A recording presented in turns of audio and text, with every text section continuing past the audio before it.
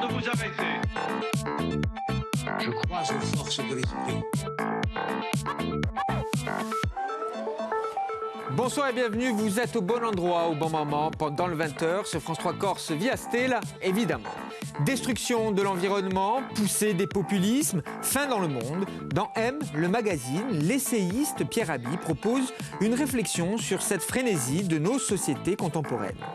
Quand la logique de profit accélère le temps pour des finalités stupides, la société ne crée plus de joie.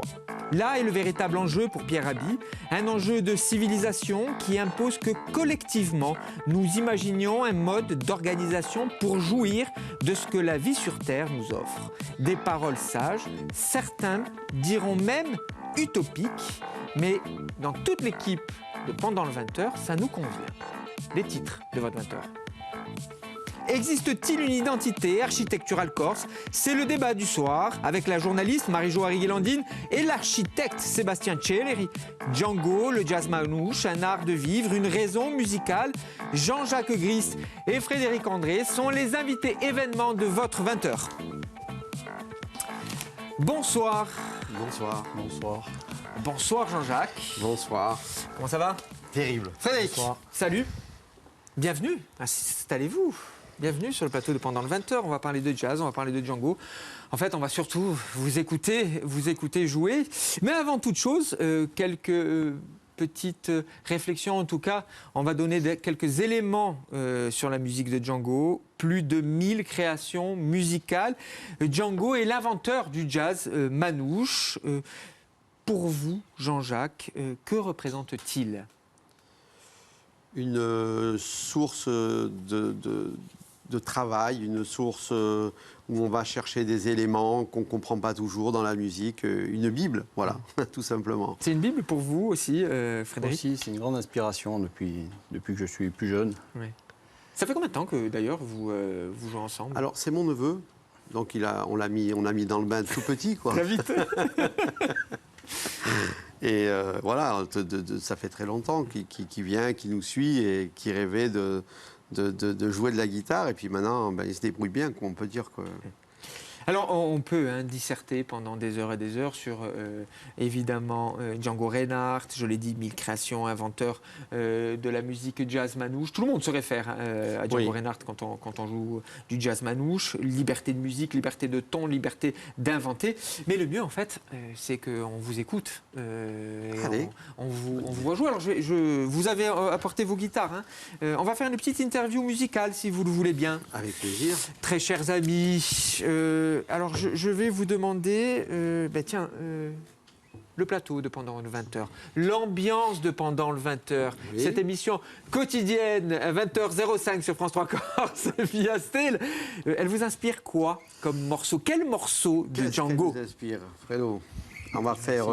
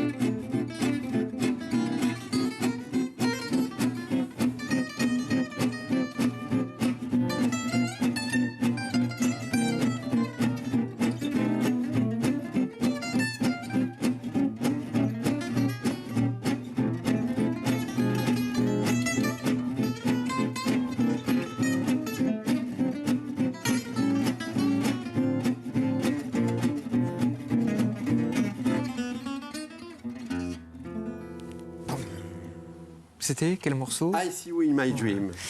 Pourquoi ce morceau pour pendant le 20h? L'ambiance, C'est de voir des copains, donc des moments joyeux et des moments agréables. Et je trouve que c'est un morceau qui résume ça nous convient, l'amitié. mon cher Jean-Jacques. C'est un vrai plaisir hein, de faire, vous en doutez bien, de faire cette émission avec vous.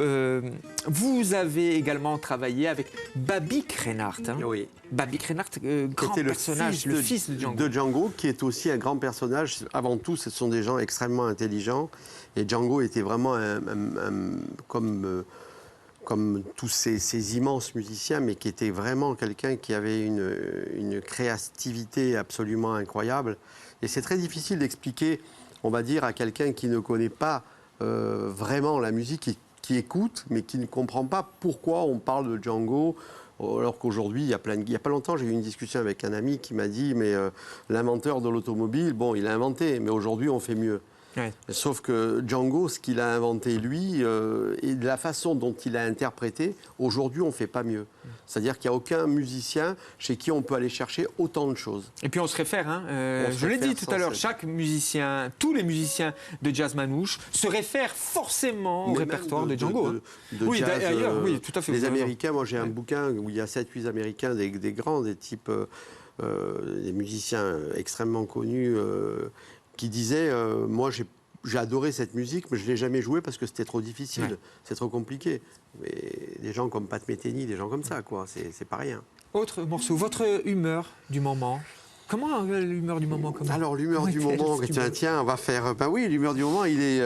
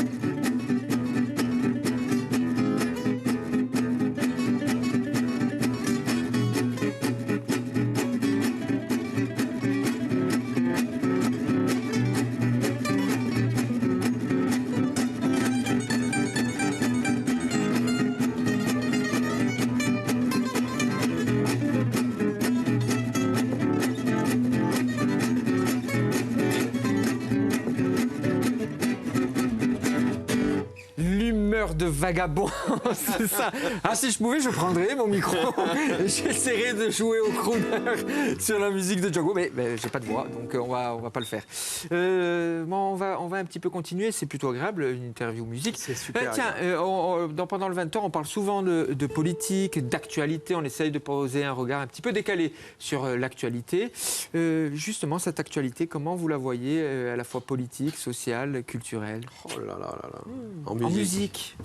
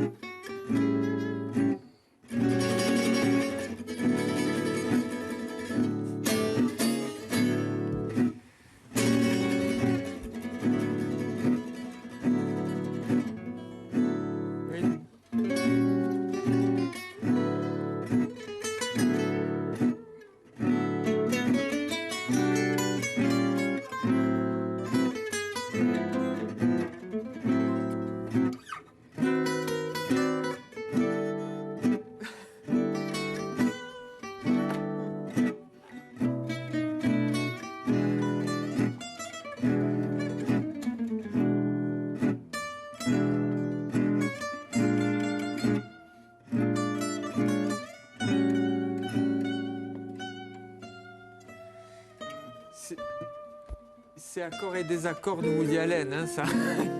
Il y a de l'accord et des désaccords de Woody Allen. L'actualité langoureuse, sombre.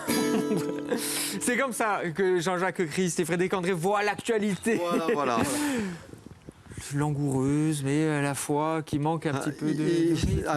Avec plein de surprises, avec plein de trucs, mais bon, voilà, on est spectateur de quelque chose où on ne sait pas comment ça va se terminer. Allez, c'est bientôt fini, cette interview musicale, on a bientôt terminé. On va évoquer l'identité architecturale corse dans quelques instants. Mais avant, juste sur le mode de vie, parce que quand on parle de jazz manouche, on parle forcément de mode de vie. Vous l'avez approché, ce mode de vie, Jean-Jacques, hein? On a bien essayé de l'approcher, mais c'est vrai que le mode de vie, c'est avant tout penser énormément à la musique, essayer de se détacher de tout ce qui peut nous attacher à rester sur place et à nous empêcher d'évoluer. Donc essayer de penser vraiment musique et de se dire mais c'est quoi qui est intéressant ? Est-ce que vraiment la technicité, est-ce que vraiment la musique ne suffit pas à tout ça et se débarrasser de tout ce qu'il y a autour ? Se détacher des soucis du quotidien, des soucis matériels, c'est aussi cela, le jazz manouche. Merci beaucoup à vous deux. Alors, vous êtes en tournée régulièrement, vous êtes en préparation d'albums, etc. Vous reviendrez nous rendre visite pour un projet d'album. On ne va pas trop en dire, quelque chose qui va détonner, à mon avis. Complètement. Merci beaucoup à vous deux d'avoir accepté le jeu de cette interview musicale, de cette interview jazz manouche. On va passer à notre débat du soir. Interpréter le fait architectural, c'est aussi se questionner sur l'identité d'une ville, d'une région, d'un pays. C'est comprendre l'aménagement du territoire. Quelle est l'identité architecturale corse ? C'est le débat de votre 20h avec la journaliste et éditrice Marie-Jo Arriguilandine et l'architecte Sébastien Celleri. C'est sa première pendant le 20h. Bonsoir. Et on entre après du jazz manouche pour parler d'architecture. Hein. On remarque qu'ils ne nous ont pas laissé les guitares. Non, heureusement. Oui, tout à fait. Alors, on va passer à l'architecture, à l'identité architecturale insulaire. Est-ce qu'il existe une identité architecturale insulaire ? Sébastien Celleri, évidemment, c'est avec vous que je commence. Selon vous, l'architecture doit-elle être le révélateur d'une identité ? Alors moi je dirais oui. Je dirais oui pour la simple raison, l'architecture est une expression de la culture. C'est ce que dit la loi de 77 qui établit les fondements de l'exercice de notre profession. Et la culture est une composante de notre identité. Donc c'est une traduction vraiment, on va dire, concrète, bâtie d'un mode de vie et donc d'une identité. Marie-Jo, vous êtes passionnée d'architecture. On parlera d'un ouvrage que vous avez édité, 2 ouvrages que vous avez édités d'ailleurs sur ce sujet. C'est constitutif, c'est révélateur d'une identité culturelle. C'est révélateur d'une identité culturelle et justement, ça doit continuer à s'ancrer dans cette identité. Et c'est pour ça qu'on a de graves problèmes, je trouve, en Corse à l'heure actuelle, parce qu'on a dévié beaucoup de l'histoire, justement, de l'architecture, particulièrement dans le milieu rural, mais sur les villes aussi. Les villes ont été quand même bien défigurées. Et je pense qu'à l'heure actuelle, les architectes, enfin certains architectes, parce qu'attention, c'est pas tout le monde quand même, non, c'est vrai, ont cette conscience maintenant de ce qui s'est fait et de ce qu'il faudrait ne plus faire, surtout. Et je pense qu'il y a vraiment une prise de conscience assez intéressante chez certains architectes. Alors, vous le savez, dans cette émission, on aime bien tisser un lien avec la politique parce qu'on considère que tout est politique, finalement. Et je voudrais vous faire agir sur ces mots de Patrick Bouchin concernant justement cette dimension politique. L'architecture est politique, tout simplement, et doit répondre aux soucis de l'intérêt général. Est-ce qu'on a le sentiment, est-ce que vous avez le sentiment qu'en Corse, parfois, il faut se mouiller, Sébastien, Marie-Jo, cet intérêt général passe outre et les intérêts privés sont plus importants ? Malheureusement, c'est souvent flagrant, surtout dans les villes. C'est-à-dire qu'on est, encore une fois, si on tourne les choses avec un peu d'optimisme, c'est en train quand même d'évoluer. Mais là, on arrive à l'aboutissement d'une période où l'essentiel des villes, notamment Ajaccio, Bastia, se sont construites sur la base d'un intérêt privé. même je dirais au détriment de l'intérêt public et de l'intérêt général. Donc c'est un constat, mais on est en train de trouver des solutions et de sortir. L'architecture est politique, Marie-Jo ? Tout à fait. Et d'ailleurs, Patrick Bouchain dit aussi qu'à chaque fois qu'il construit, il s'intéresse à ceux qui vont vivre dans les lieux et ceux qui vont les utiliser.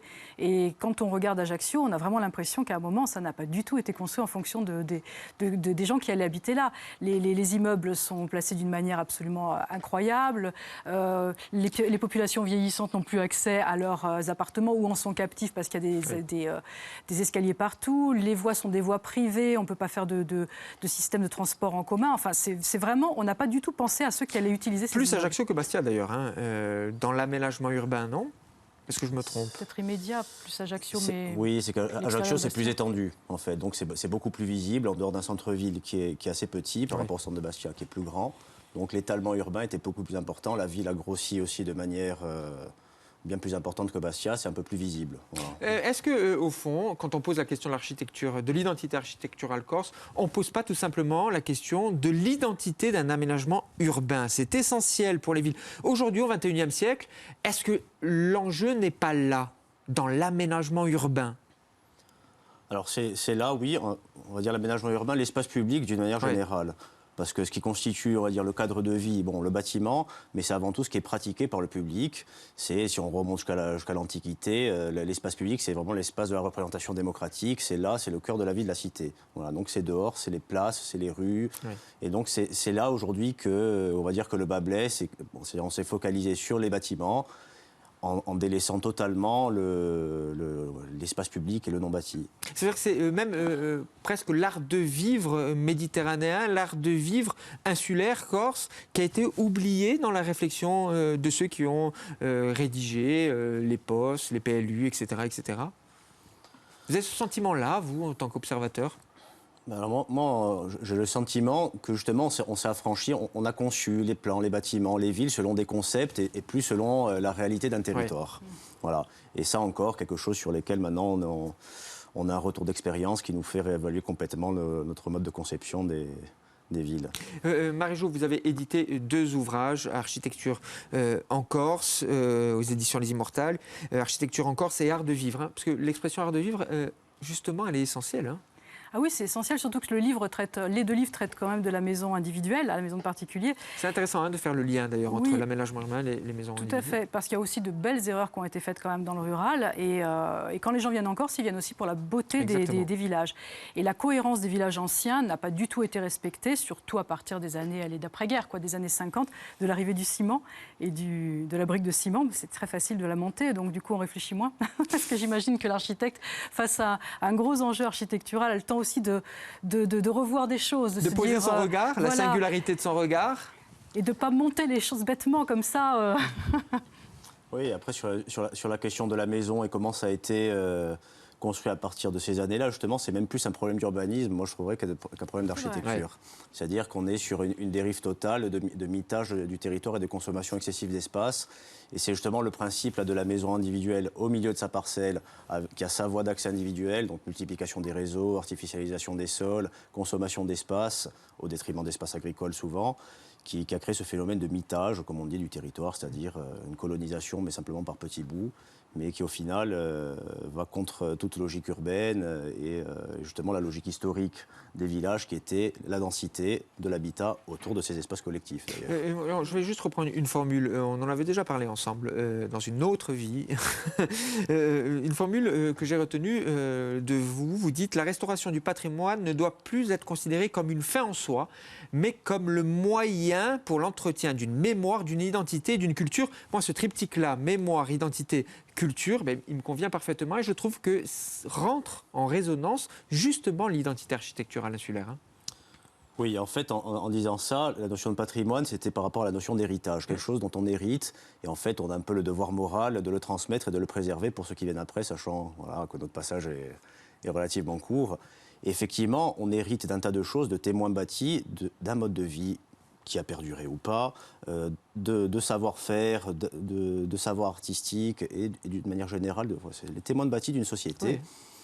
Oui. Et donc, qui constitue justement notre culture, qui constitue une mémoire, qui constitue... Notre identité. Et pourquoi pas aussi des pistes de développement pour l'avenir, c'est-à-dire se dire que ce dont on hérite du passé peut être transformé, adapté pour pouvoir servir l'avenir aussi. J'ai parlé d'identité architecturale corse, mais est-ce que peut-être selon vous, il s'agirait plutôt d'évoquer une identité architecturale en fonction des régions, Bastia, enfin le Cap par exemple, l'extrême sud, etc. etc. C'est très divers la Corse en fonction des régions? Il y a déjà une différence évidemment fondamentale entre les villes et les villages. Hein. Les villes, ça, c'est l'urbain, voilà, le rural, on est d'accord. Qui ont vraiment des chœurs anciens tout à fait différents. D'ailleurs, le chœur ancien d'Ajaccio, le chœur ancien de Bastia n'est pas du tout pareil. Voilà, une ville est génoise, l'autre. Donc il y a ces choses qui sont assez différentes. Après, sur les villages, la pierre, puisque nous sur le dernier, on parle du bois et de la pierre. La pierre de Porto, elle est rose. La pierre de Bonifacio, elle est blanche. La pierre du Cap, elle est bleue. La pierre du centre, elle est jaune. Donc déjà, respecter ça. Ne serait-ce que ça, respecter le matériel de base qui existe dans votre région, c'est quand même quelque chose d'intéressant. Une architecte du Cap nous disait qu'elle avait refusé de faire une maison provençale dans les jaunes à Pietranera. Pietranera, ça veut dire quoi? Voilà, la pierre est bleue. Donc elle a discuté avec sa cliente, et c'est là aussi le rôle de l'architecte, c'est d'être le conseil, parce que la cliente a compris. Et elle a changé tout à fait son Ça vous est arrivé de refuser également des propositions, enfin des souhaits? Alors exactement ce cas de figure-là, donc une commande qui est... bon déjà, quasiment pas de commande de particulier, mais bon, là c'était un souhait d'avoir une architecture entre guillemets traditionnelle, mais qui en fait, le souhait c'était une caricature d'architecture provençale qui n'a d'ailleurs jamais existé même en Provence. C'est vrai. Donc bon. Le néo-provençal n'existe pas. Le provençal, c'est une invention, hein, voilà, qui n'a rien de provençal traditionnellement. Et généralement, ils entendent cela, les gens qui viennent vers vous pour vous demander où il y a des arrêtés? Parce que c'est là où doit jouer aussi votre regard, votre singularité d'architecte, votre expression. Ben là, c'est même pas tant l'expression personnelle, là c'est la question vraiment d'une logique par rapport à la réalité d'un territoire. On revient encore à une autre échelle. C'est essentiel. C'est-à-dire qu'on a un matériau, donc la pierre en l'occurrence, c'est ce qui donne aussi, au-delà de la végétation, vraiment la vision du paysage qu'on a. Quand on voit Bastia et Ajaccio, justement, une ville qui est dominante rouge et une autre qui est grise, c'est la nature du matériau. On a fait des toits en tuiles parce qu'on n'avait pas de lauze. On a couvert les toits en lauze parce qu'on avait des gisements de schiste. Donc cette question de la ressource locale, d'ailleurs, ça dépasse même largement l'architecture, vraiment tout ce qu'on peut avoir comme exploitation agricole, etc. C'est un des grands enjeux pour les années à venir, hein, l'aménagement urbain, l'aménagement du territoire, en Corse évidemment. Vous connaissez la règle, Marie-Jo, 40 secondes pour donner vos arguments. On a en partie répondu, même on a grandement répondu à cette question, mais on aime bien résumer en fin d'émission. Existe-t-il une identité architecturale corse ? Alors moi, je pense qu'il y a une identité architecturale corse qui existe, qu'il faut faire vivre. Hein. Ce n'est pas non plus une réserve d'Indiens qu'on met sous globe et qu'on observe. Et il y a aussi évidemment des choses qu'il faut faire évoluer. Et là, Sébastien Celleri ne le dit pas, mais il a été lauréat il y a peu de temps de l'album des jeunes architectes de Corse, c'est ça, pour un projet d'entrée dans la ville de Calvi, pour réaménager cette ville de Calvi, parce que finalement, on n'a plus de vue sur la citadelle, on n'a plus l'esthétique de la ville, on n'a plus les espaces publics, on n'a plus l'agora, on n'a plus ces vides qui aussi créent les pleins. Donc c'est un projet qui est au-delà de l'architecture, au-delà de l'urbanisme, parce qu'il gère à la fois le bâtiment, à la fois les places et à la fois les vides. Et ça, c'est extrêmement intéressant. Et on va recréer une identité donc pour Calvi. Et il y a cette idée que le citoyen doit se réapproprier aussi l'espace public, doit se réapproprier l'histoire de sa ville. Derrière tout cela, l'identité architecturale corse, c'est ces questions-là. 40 secondes, c'est une première pour vous, Sébastien, pour résumer votre pensée. Oui, donc bon, là, il n'y a même pas de contradiction, évidemment. Il y a une identité qui existe, et je pense même plus loin qu'il y en a aussi aujourd'hui, là, depuis peu de temps, une nouvelle qui se crée. Voilà, c'est-à-dire qu'on a toute une nouvelle génération de praticiens qui arrivent avec un regard nouveau, et en même temps une capacité, j'ai l'impression, supérieure à celle qu'avaient nos aînés, de distiller justement les apports des époques précédentes, et d'avoir vraiment une nouvelle manière de penser le projet, et vraiment comme si on était en plein réacquiste architectural, enfin en tout cas à ses prémices aussi. Voilà. Alors il existe l'identité, en quelques secondes, quelle est-elle? Si vous deviez, en résumé, la cibler, cette identité? L'identité, c'est, comment dire, un héritage rural, mais en même temps un caractère très urbain, parce que les villes d'Ajaccio et Bastia, aujourd'hui, ce sont des petites villes, mais très urbaines. C'est vrai. Voilà. Merci beaucoup à vous deux pour cet échange autour de l'architecture insulaire et au-delà d'ailleurs, hein, de l'aménagement du territoire, de l'identité même insulaire. Merci beaucoup d'avoir accepté ce débat. Sébastien, on se reverra, c'est sûr. Marie-Jo, nous, très vite, évidemment. Je l'espère, vous également, très vite, même lieu, même heure, pendant le 20h.